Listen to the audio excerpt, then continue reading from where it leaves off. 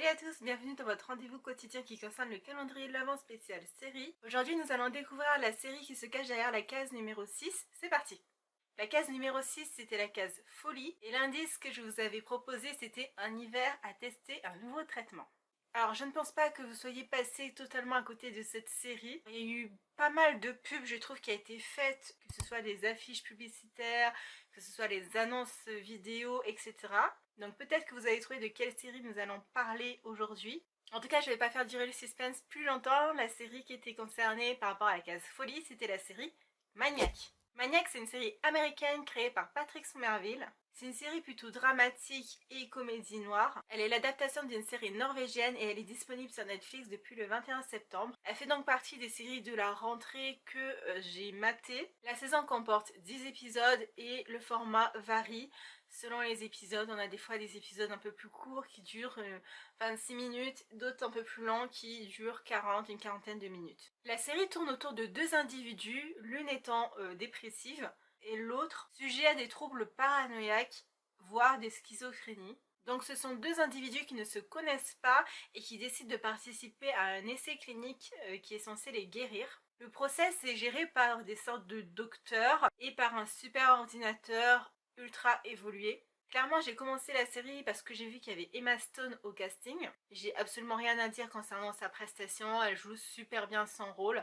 Quant à Jonah Hill, personnellement je ne l'ai pas trouvé terrible, mais c'est sûrement dû à son perso en fait que j'ai pas du tout aimé. Son personnage est un peu comme une plante verte, sans intérêt.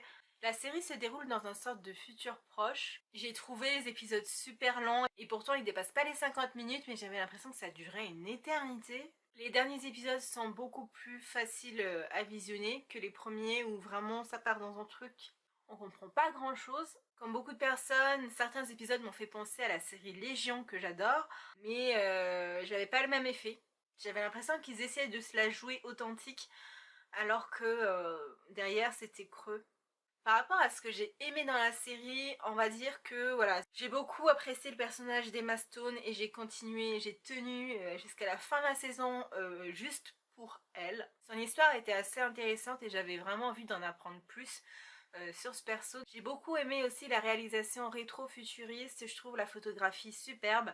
L'esthétique est soignée, il nous livre quelque chose de beau visuellement et je trouve ça dommage que du coup l'histoire ne soit pas à la hauteur. Donc on passe tout de suite au point négatif pour ma part, c'est une série sans surprise. Je me suis ennuyée les trois quarts du temps. Avec un scénario en demi-teinte, j'ai pas été passionnée par la façon dont ils ont traité le sujet. Ça m'a fait ni chaud ni froid et je vais même aller plus loin, ça ne m'a même pas fait me poser des questions.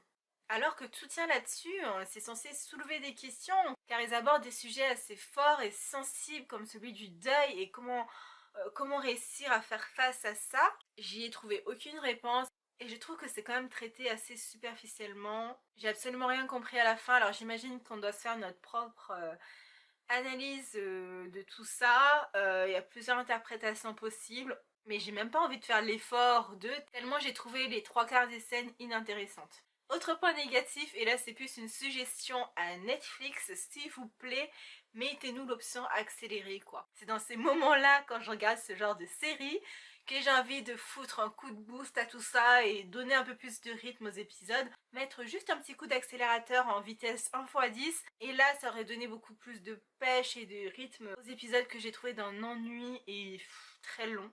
On en vient maintenant à la partie recommandation. Est-ce que je recommande cette série ? Non. Non, non, non. À moins que vous soyez fan de psychanalyse ou de psychologie, passez votre chemin.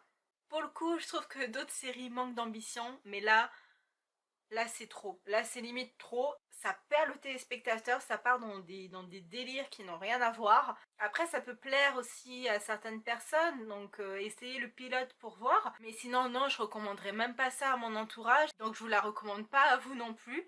En tout cas, si vous avez maté la saison 1 de Maniac, dites-moi ce que vous en avez pensé. Je serais contente de connaître vos avis sur cette série parce que c'est vraiment un gros point d'interrogation. Voilà les amis, c'est terminé pour la série Maniac.